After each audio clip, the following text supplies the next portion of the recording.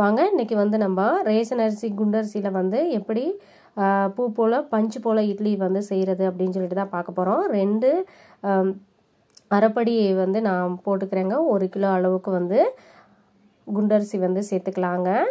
நம்ம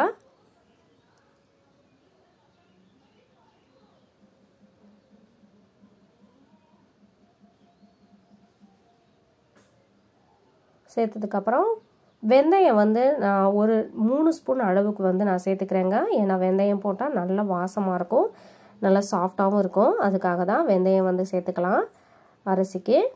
அதே அளவுக்கு வந்து 2 சின்ன டம்ளர் அளவுக்கு வந்து நான் உளுந்து வந்து எடுத்து வச்சுக்கிறேங்க. இது வந்து நம்ம வீட்டில் வந்து நான் உளுந்து வந்து தோல் நிற்கிறதுக்கு ஒரு வீடியோ போட்டிருக்கேன். அந்த மாதிரி எடுத்தது தாங்க. இது வந்து 2 டம்ளர் வந்து நம்ம சேர்த்துக்கலாம். அந்த 2 அரைப்படிக்கு 2 டம்ளர் வந்து சேர்த்துக்கிறேங்க. இது வந்து நம்ம 2 மணி நேரத்துக்கு அப்புறம் நான் வந்து பார்க்குறேங்க. இது வந்து நல்லா ஊறிடுச்சு, வெந்தயமும் நல்லா ஊறிடுச்சு. இதை வந்து நம்ம கிரைண்டரில் போட்டு நம்ம வந்து அரைச்சிக்கலாங்க. இது தோல் வந்து இது கொஞ்சம் இருக்கும், ஆனால் இதை வந்து ஒரு 2-3 தடவை நம்ம அரைச்சினோன்னா அந்த தோல் வந்து எடுத்துருவோங்க. ஏன்னா வந்து நம்ம வீடியோ வந்து அந்த மாதிரி போட்டிருப்போம், ஏற்கனவே வந்து வீடியோ நான் அப்லோட் பண்ணியிருக்கேன். நீங்கள் அதை பார்த்தீங்கன்னா உங்களுக்கு தெரியும் உளுந்து வந்து எப்படி தோல் எடுக்கிறதுன்னு. இப்போ வந்து நம்ம போட்டுக்கலாங்க. கிரைண்டரில் கொஞ்சம் தண்ணியை ஊற்றிக்கிட்டு அதுக்கப்புறம் வந்து நம்ம அரிசியை சேர்த்துக்கலாம்.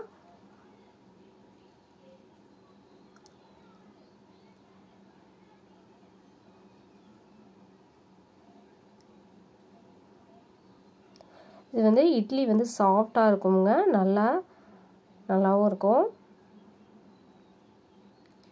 குண்டரிசியில் போடுறது.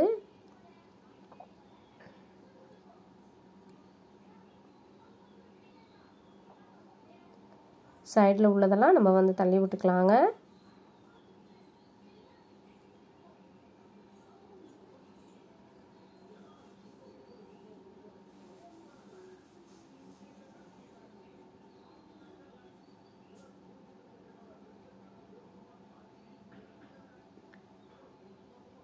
கொஞ்சம் தண்ணி ஊற்றிக்கலாங்க. ஏன்னா இந்த பதத்துக்கு வந்து ரொம்ப டைட்டாக ஆகிடும் கிரைண்டரு.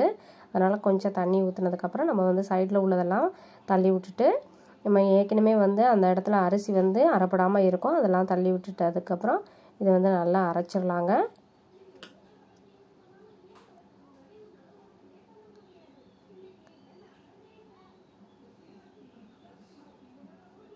கொஞ்ச நேரம் நல்லா ஓடட்டும். பாருங்கள், இந்த பதத்துக்கு நல்லா ஓடட்டும்.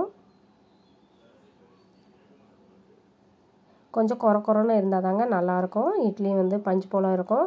ரொம்ப நைஸாக அரைக்கக்கூடாது, ஏன்னா கல் மாடி ஆகிடும். இந்த மாதிரி நம்ம வந்து எடுத்து பார்த்தோன்னா கொஞ்சம் அரிசி அந்த மாதிரி லைட்டாக இதாக இருக்கணும். அந்த டயத்தில் நம்ம வந்து ஆஃப் பண்ணிவிட்டு மாவை அள்ளிடலாங்க.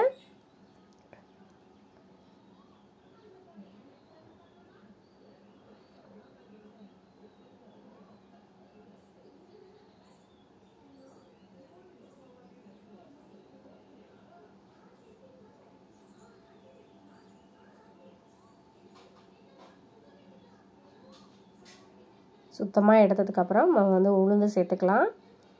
ஏன்னா அரிசி மாவோட உளுந்து போட்டோன்னா ரொம்ப பொங்காது. அதனால் நல்லா எடுத்துட்டதுக்கப்புறம் நம்ம கொஞ்சம் தண்ணி ஊற்றினதுக்கப்புறம் நம்ம வந்து உளுந்து சேர்த்துக்கலாங்க. உளுந்து க்ளீன் பண்ணிவிட்டு போட்டுக்கலாம்.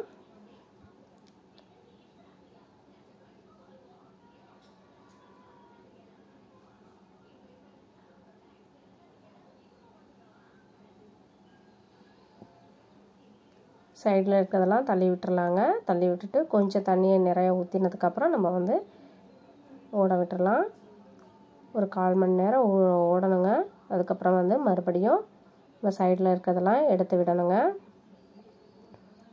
ஏன்னா அரைப்படாமல் அங்கேங்க உளுந்து வந்து முழு உளுந்தாகவே இருக்கும். அதை வந்து அடிக்கடி கொஞ்சம் தண்ணி விட்டு அதை வந்து தள்ளி விட்டுறலாம் சைடில் இருக்கிறதெல்லாம்.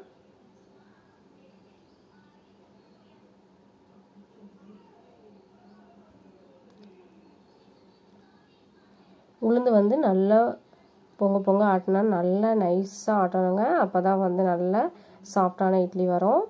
இந்த பதத்துக்கு நம்ம வந்து அள்ளிக்கலாங்க. நல்லா பொங்கி மேலே வர்ற அளவுக்கு நம்ம வந்து ஆட்டணுங்க. அப்போ தான் நல்லாயிருக்கும் இட்லி.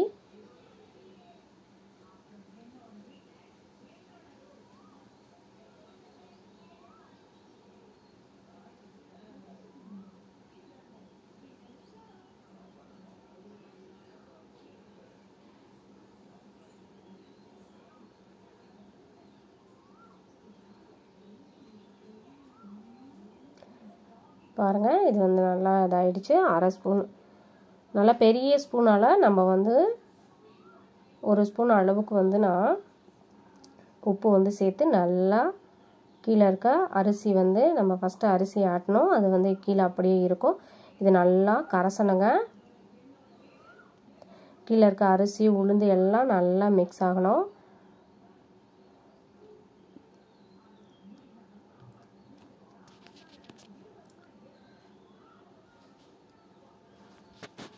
அப்போ தான் நல்லாயிருக்கும். இதே ஃபுல்லாக இருக்குது இந்த பாத்திரம். இது வந்து வேறு பாத்திரத்தில் வந்து பொங்கி வரும். அதனால் நம்ம வந்து வேறு பாத்திரத்தில் இது பண்ணிக்கலாம், மாற்றிக்கலாம். இங்கே பாருங்கள், இது வந்து காலையிலங்க, காலைல நைட் ஃபுல்லாக இது வந்து நான் கரைச்சி வச்சது. இது வந்து நல்லா பொங்கியிருக்கு பாருங்கள். இங்கே பாருங்கள், இந்த மாதிரி நல்லா பொங்கி வரணும். நல்லா கிண்டினதுக்கு அப்புறம் நம்ம வந்து இட்லி வந்து ஊற்றி வைக்கலாங்க.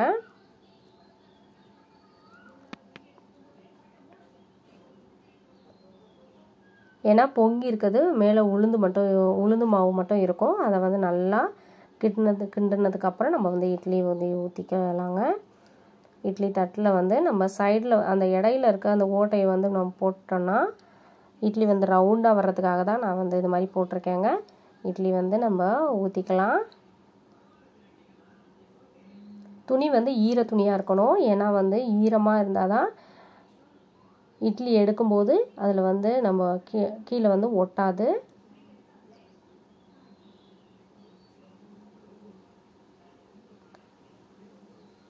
எடுத்து வச்சிடலாம்.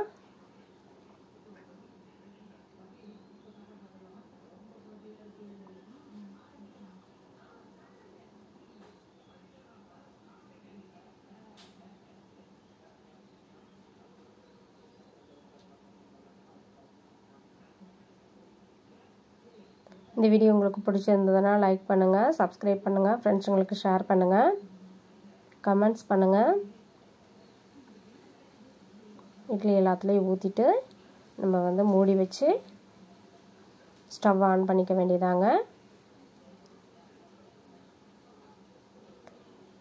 ஸ்டவ் ஆன் பண்ணிக்கலாம்.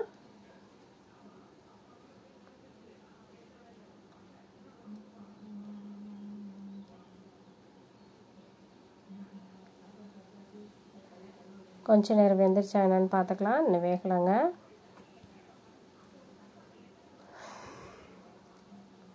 நல்லா வாசம் வருங்க. நல்லா ஆவி வந்து வர இந்த டயத்தில் நம்மளுக்கு வந்து நல்லா வாசம் கிடைக்கும். அந்த டயத்தில் நம்ம திறந்து பார்த்தோன்னா இட்லி வந்து வெந்துடும். இப்படி உள்ளே வச்சு அமுக்கணுன்னா உள்ளே அமுங்கி நம்மளுக்கு வந்து மாவு தெரியாது. ஏன்னா தெரியாதவங்களுக்கு வந்து உள்ளே வச்சு அமுக்கி பார்த்தோன்னா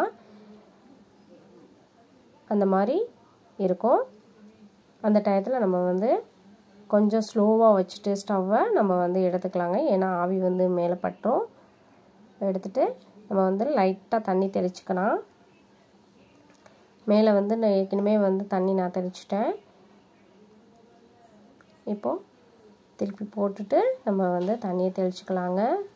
ஏன்னா துணியில் வந்து இட்லி வந்து பிடிக்காது. அதனால லைட்டாக மேலே தண்ணி தெளிச்சதுக்கப்புறம் எடுத்துக்கலாங்க. நம்ம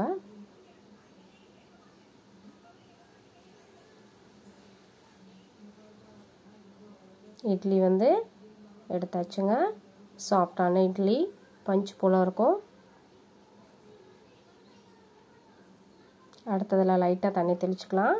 ஏன்னா இட்லி வந்து டக்குன்னு கீழே அந்த துணியில் வந்து படாமல் இருக்கிறதுக்காக தான் நம்ம வந்து தண்ணி தெளிக்கிறோம்.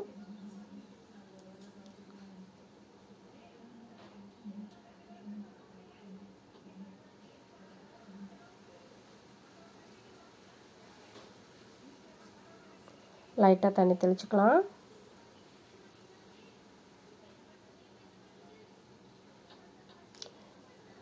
இட்லி வந்து ரெடி ஆயிடுச்சுங்க.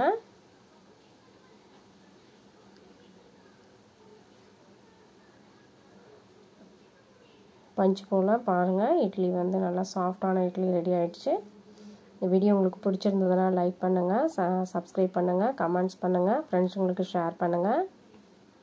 சாஃப்டான இட்லி